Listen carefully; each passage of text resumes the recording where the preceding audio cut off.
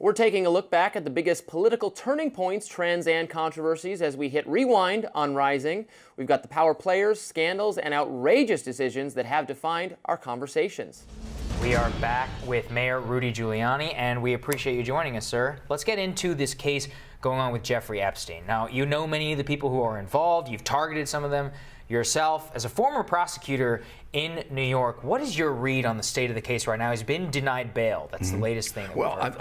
I can comment on it because I'm completely out of it. I don't know him, and I don't know the case in any kind of detail. So I'm like you. I read what's going on. It obviously is a very big case. They wouldn't have done it this way if it wasn't. It's obviously going to implicate a lot of people. I can't tell you who, but it's not going to end up with just Jeffrey Epstein. This isn't just about misconduct. It's about how influence distorts accountability. When wealth and political access intersect, scrutiny often softens, deadlines stretch, and consequences fade. Rules that apply instantly to ordinary people suddenly become negotiable for those at the top. That double standard doesn't happen by accident. It's built into systems that protect reputation over responsibility. The real danger is normalization. When exemptions become routine, wrongdoing no longer shocks. It gets absorbed. And once the public sees that justice depends on who you know, trust in institutions begins to quietly collapse. Before we dive into the full story, don't forget to like and subscribe so you don't miss the next one. Now, all that in mind, let's walk through the clips to the show, and along the way I will break down not just what was said, but what was really going on in the next studio. Now let's get into it. We're taking a look back at the biggest political turning points, trends, and controversies as we hit rewind on Rising. We've got the power players, scandals, and outrageous decisions that have defined our conversations. We are back with Mayor Rudy Giuliani, and we appreciate you joining us, sir. Let's get into this case going on with Jeffrey Epstein. Now, you know many of the people who are involved. You've targeted some of them yourself. As a former prosecutor in New York, what is your read on the state of the case right now? He's been denied bail. That's the latest thing. I can comment on it because I'm completely out of it. I don't know him, and I don't know the case in any kind of detail. So I'm like you. I read what's going on. It obviously is a very big case. They wouldn't have done it this way if it wasn't. It's obviously going to implicate a lot of people. I can't tell you who, but it's not going to end up with just Jeffrey Epstein. What do we know that based on? And this is based on the forthcoming release of the indictment, right? It's based on the indictment, and then all the newspaper articles about all the people that were on his plane, how many times they were on his plane, people that came to his ranch. I mean, all of them are going to have to answer for, if you spent this much time with him and he was so involved with underage girls, who did you see him with? And what was he doing? And what did he tell you? And what did he say to you? And how could you have missed it? And so maybe some were innocent, maybe some weren't, but I think they're going to investigate everybody. And the prosecutor, the Southern District, which is my old office and the one that I think is the best in the country, I just get that plug in.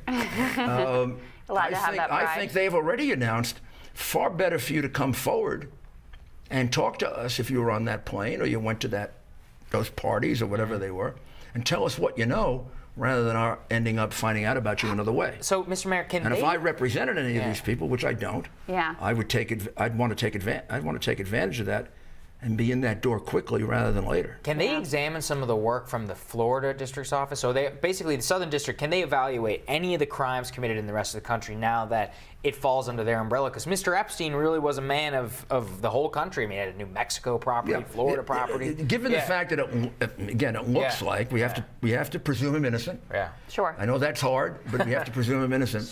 But then we also have to say it's going to be investigated. It looks like they're going to investigate this on the theory that all that can be investigated because this was continuing activity.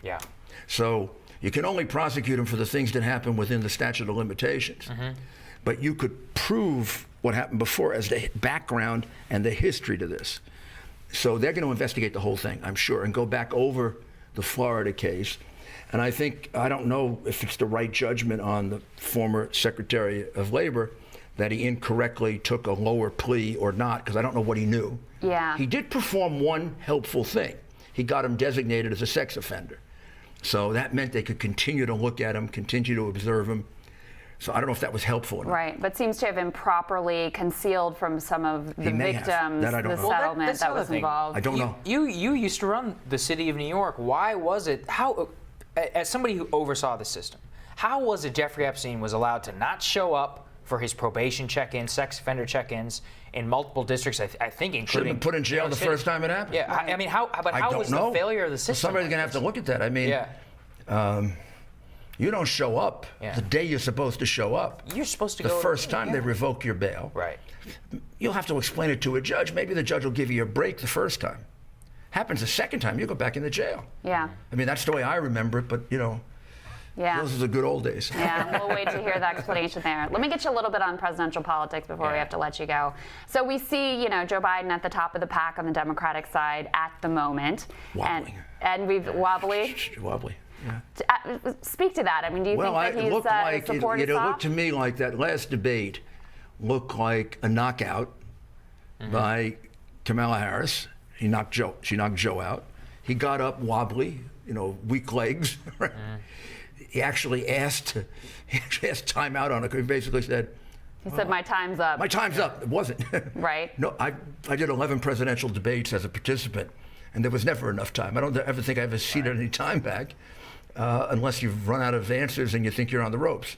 It's like asking for the round to end so you can go into your corner. I mean, she really did an unexpected major hit on him, which not only raised questions, I think the whole issue is silly. About racism. Joe's not a racist. His opposition to busing does not indicate you're a racist. Many black people oppose busing. In fact, I think it was a majority of African American parents didn't want their kids bused 6 miles across town into what was then a hostile area, just like about an equal number of white parents didn't want it. And I have no idea what the polling was at the time, but I think it was very controversial at the time. The more the issue, though, that you're getting at. Now it's become very benign, but it was extremely controversial, and many good people who turn out to be people who voted for the Civil Rights Bill and have supported affirmative action, as Joe did. Look, I don't think Joe is capable of being president. So let me put my cards on the table. Well, what do you mean by that? He's intellectually unable to be president of the United States. I don't think the guy's smart enough to be president as a basic thing. I know Joe for a long time. I also think his activities in Ukraine and China have to be seriously investigated. And it's a Democratic press that's protecting him. And they're actually going easy on him.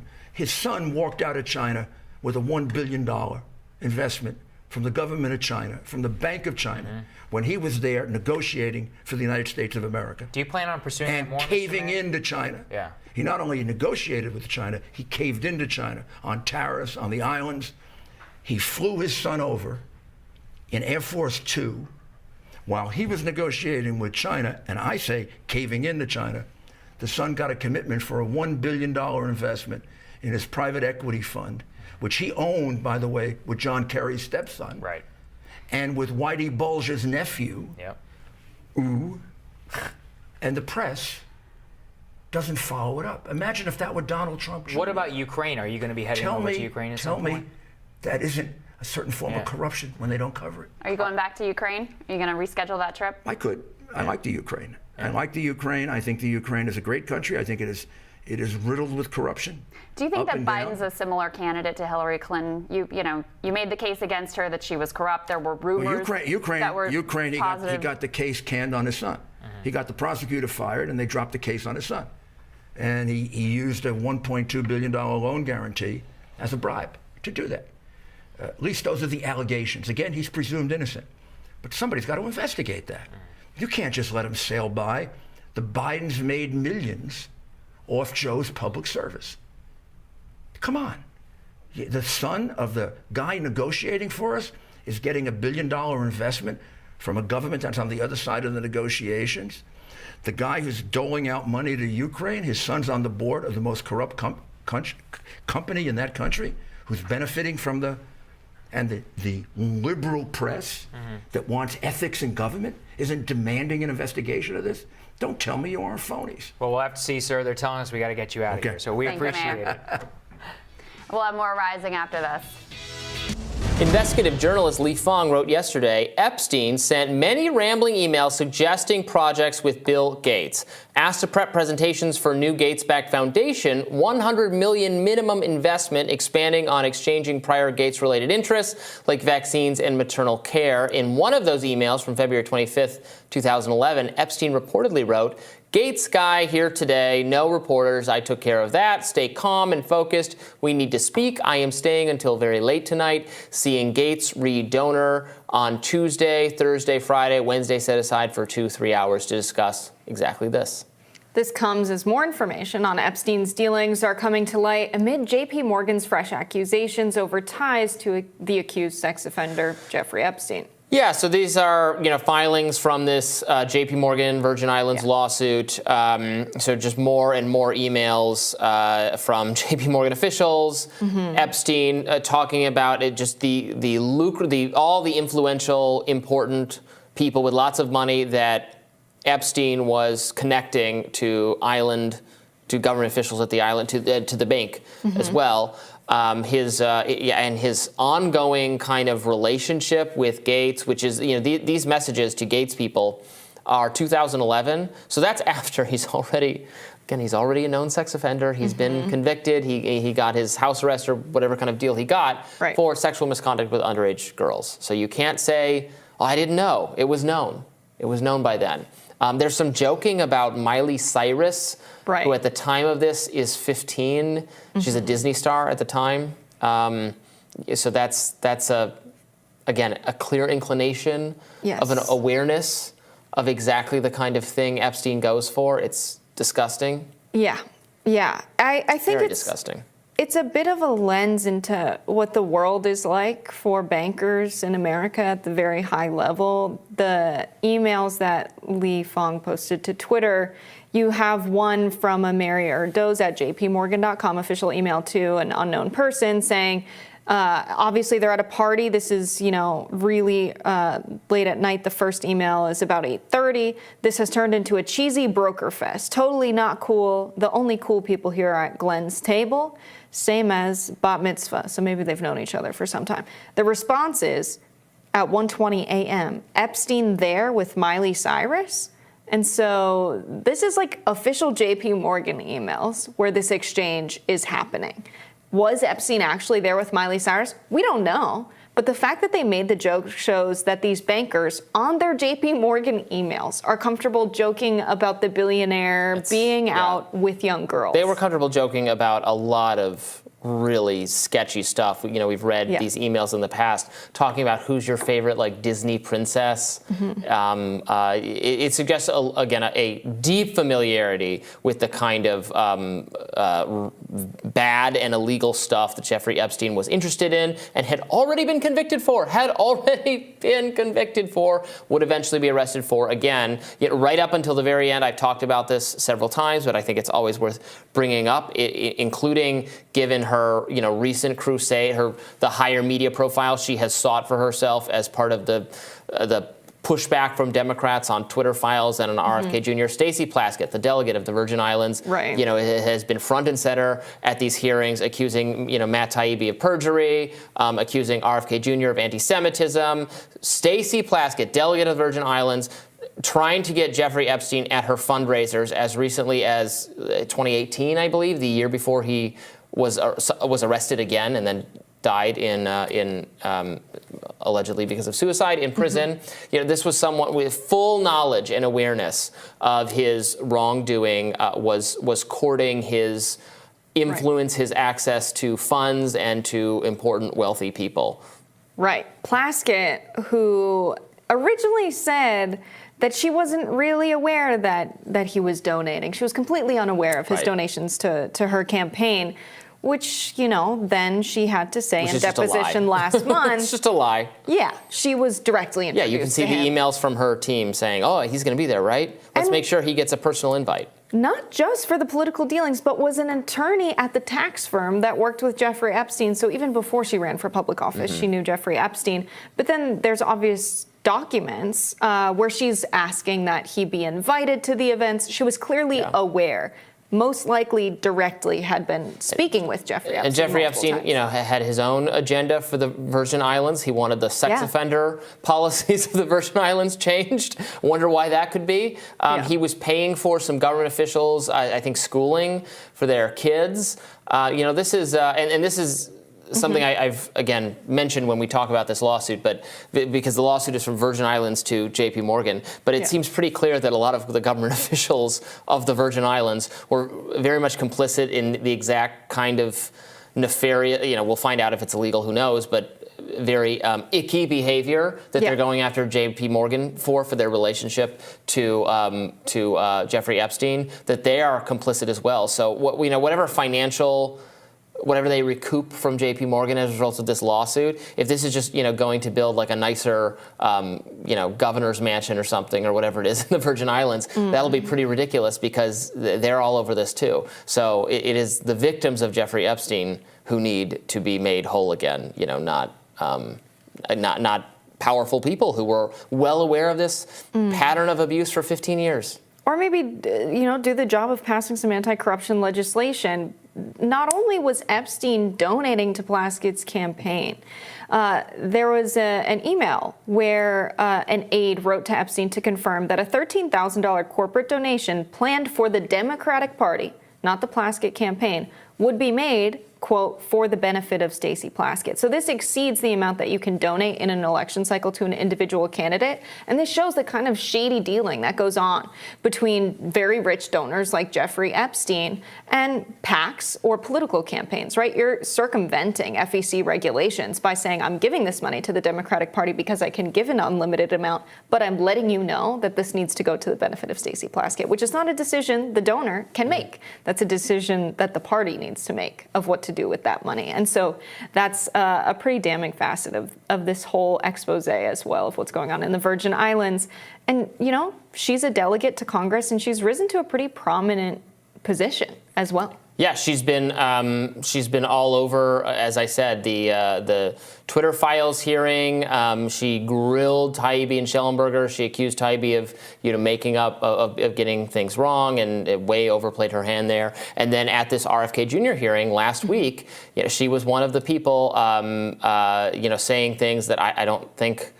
That I think are exaggerations and mischaracterizations of what RFK Jr. said. She's positioning herself as very much part of the Democratic, establishment, pushing back on people who are questioning government abuse related to social media and speech and all sorts of other things. But she has, some things to be looked at for. Yeah, podcaster Joe Rogan actually suggested that Bill Clinton was blackmailed by Jeffrey Epstein, who hung up a painting of Clinton in his home. Let's watch this. Why do you think Epstein had that giant painting of Bill Clinton in a dress in his foyer?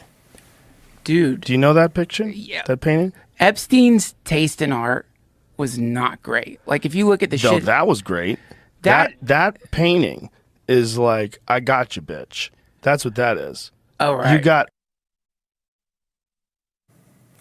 I'm going to see if I can put the painting up on screen. What do you think about the blackmailing of Bill Clinton? So I love the way the response goes by his guest there on the podcast of Joe Rogan, because it wasn't like, yeah, Jeffrey Epstein and Bill Clinton were obviously very close for him to have this painting commissioned. It was, his taste in art's pretty bad. I wouldn't want Bill Clinton in a dress on the wall. It's a hilarious response. Well, it's not. So let's put it. So there it is. Yeah. So it's not actually. I don't think. So Bill Clinton. Forgive me if I'm wrong. He didn't pose for this. Somebody else posed for it and it was painted, and then they just painted it to look like Bill Clinton's face. So the idea that I don't think this is evidence of that he's being black. Like he was public knowledge. This painting. Well, I guess it later became public knowledge, but it's not. He wasn't trying to. Bill Clinton wasn't like trying to prevent this painting from getting out or something. Like he didn't pose for it. It was just like anyone could do this. Mm-hmm. So as evidence of blackmail, I don't know that it really amounts to anything. No, personally. But hilarious. Hilarious nonetheless. Hilarious. It's giving, it doesn't sound right because the client is Jeffrey Epstein, but paint me like one of your French girls. Yeah. But that has a whole different connotation given the Epstein situation. I think the documents that are coming out thanks to them looking into this JP Morgan case, are fascinating because we also have documents coming out alleging that Jeffrey Epstein helped connect JP Morgan to high-profile clients, like the Google co-founder Sergey Brin. I think there's just going to be more and more stuff coming out because a lot of these documents are going to be, disclosed to the public thanks to this case. Yeah. Well, we'll continue to follow that, and we'll have more Rising right after this. Jeffrey Epstein's black book finally being revealed? Well, a New York judge has ordered a mass unsealing of court documents relating to disgraced sex offender and financier Jeffrey Epstein that will likely make public the names of vast swaths of Epstein's associates, according to ABC News. Now, the documents set to be released are part of a settled civil lawsuit alleging Epstein's one-time paramour, Ghislaine Maxwell, facilitated the sexual abuse of Virginia Giuffre. Per reports, anyone who did not successfully fight to keep their name out of the civil case could see their name become public, including more than 150 people, which include Epstein's victims, co-conspirators, and other associates. Judge Loretta Preska set the release for January 1st, giving anyone who objects to their documents becoming public some time to object. On a related note, a motion in Congress to reveal the contents of Epstein's flight logs has seemingly stalled, a situation Congressman Tim Burchett says is due to representatives being blackmailed. Here he is on Newsmax. What fuels public outrage isn't just the allegations, it's the inconsistency in how they're treated. Some claims spark endless investigation, while others are waved away as inconvenient or impolite to pursue. That imbalance sends a clear message about whose actions are worth questioning. Media silence, in moments that demand examination, doesn't preserve credibility. It erodes it. Journalism is meant to challenge power, not manage discomfort. When scrutiny becomes selective, accountability turns political, and the audience is left wondering whether truth or loyalty is really driving the coverage.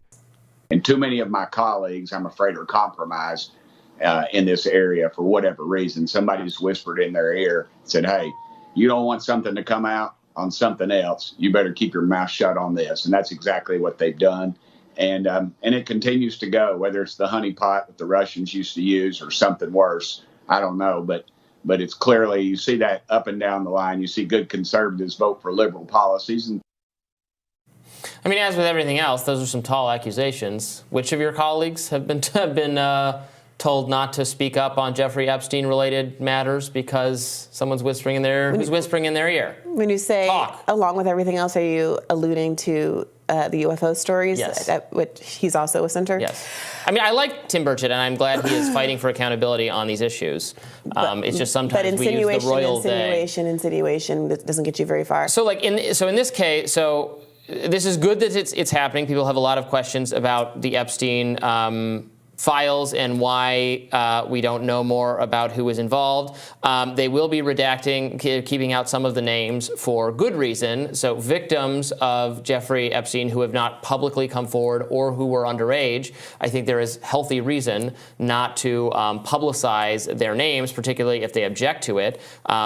Possibly even if they don't say anything at all, and they were underage at the time, they're victims of sex crimes. It's general practice not to release information on those people. The media doesn't provide names of those people, even if it is known. Even if you have a police report that names the person, you're not in the media. You don't if they're under 18 or 16. That's not illegal. That's just common journalistic standard practice. So I can see the argument for it. I think what we're going to get is the names of people. We're going to get names of people who provided testimony or who were involved in the proceedings, who are maybe witnesses or associates, which doesn't necessarily mean that they had anything to do with underlying criminal behavior or wrongdoing. What a lot of people who are passionate about the Jeffrey Epstein story and I mean, correctly outraged about the wild, far-reaching abuse of underage women for decades that went on under his abusive behavior and his ability to remain in polite society for a long time, to hobnob with wealthy political people on both sides of the political spectrum, with moneyed elites. The implication, the suggestion is always that there's that black book. There are other rich and powerful, famous people who took advantages of the services that Ghislaine Maxwell and Jeffrey Epstein were providing. Obviously, there was the accusation against a member of the royal family, Prince Andrew. The insinuation is that there's more. There are more people like that who have not yet been named, and are we going to find out information on them? And then the implication of that is always, well, if the government has this document, knows who else was involved, why weren't more charges brought against more people? So and that's when the well, is it because that would be too politically inconvenient to prosecute these people, or they have dirt on the prosecutors that it would bring down the whole global system to have this many people facing charges for sex crimes? That's where people's head goes when they're denied that information. Yeah. So according to CNN, the order says Epstein's associates, one of whom played a role in a sex trafficking crimes and another whose name came up in a criminal trial, will also have their documents unsealed in full. So there will at least be some people who aren't just accused of having associations with Epstein, but were specifically alleged to have been in a conspiracy along with Epstein to commit these kinds of sex crimes. But I do think that you're right when there's an allusion to the Black Book and the Black Book being unsealed. The implication is that we're going to get a list of people who also exploited young girls, not just people, I don't mean to minimize it, but not just people who had social associations with Jeffrey Epstein. So, New York Magazine put out an article in anticipation of this news coming out, making a list of people who were revealed as Epstein associates during the last trove of the last unsealing moment. And, there are people who have had social relationships with him. We've been talking about RFK Jr., who was recently questioned about flying on Epstein's plane, which he acknowledged and admitted to having done it on a couple of occasions. There's people like Vera Wang and Naomi Campbell who are believed to have been used by Jeffrey Epstein as inducements to get young girls who are interested in entering modeling or the fashion industry to come in closer association with him, dangling his high-profile celebrity friends. There's people like the former Prime Minister of Israel. There's people like Bill Gates, who obviously has been a big part of this conversation. William Burns, CIA director. Noam Chomsky, who was also in the news this year about his associations with Epstein and his kind of odd reaction to that information becoming public, and on and on and on. So this feels like it could be momentous depending on who is in fact named. But also I think the more important aspect of it is what is actually being alleged about the nature of their relationship with Jeffrey Epstein. Were they social friends, which might bring a certain level of condemnation and judgment, or were they people who are alleged to have been a part of the conspiracy or to have also exploited young women? And also, at what point were they social friends? That's what matters substantially for me, because this was a wealthy, well-connected person who was going to a lot of social events. Like, if you met him at a party in the 90s, that is frankly very different than after he was prosecuted for sex crimes against children, convicted, put under house arrest, and then later there's emails, or your secretary has emails with him where you're so happy to be able to see him at his island next summer, like in the late aughts or the 20 teens. That is disgusting. Well, right. Well, so all of these people that I just named, that's from the trove of documents that was taken from thousands of emails and private schedules dating from 2013 to 2017. Yeah, so after the initial conviction. So, for example, Naomi Campbell gave a statement saying that she deeply regrets having had any contact with Epstein after his conviction. These are people who you can make the strong case that they should have known better. So we'll see if there's anything substantial that comes out of this, but it does seem that at least one person who was implicated criminally in these cases is going to be revealed. I also wonder if we'll learn anything more about the Virgin Islands situation. We've followed how Delegate Stacey Plaskett has a history of associations, inviting him specifically, or her team inviting him specifically to a fundraiser, him lobbying the government of the Virgin Islands to change its sex offender registry policies solely for his own benefit, him really being able to use that jurisdiction as his personal fiefdom in a nakedly, wildly corrupt way. So I wonder if we'll get any more information on people associated with the Virgin Islands. Yeah. All right, stick around. We'll have more Rising for you right after this. This moment is a test of whether institutions are willing to confront power honestly. Transparency isn't about spectacle or punishment. It's about restoring legitimacy. Hidden records and unanswered questions don't protect stability. They prolong distrust. Every delay deepens the sense that some people operate beyond consequence. If accountability stops at influence, justice becomes symbolic rather than real. For confidence to return, scrutiny must be consistent, open, and grounded in facts. Anything less reinforces the belief that secrecy, not responsibility, is the system's first instinct. Don't forget to like and subscribe so you don't miss the next one.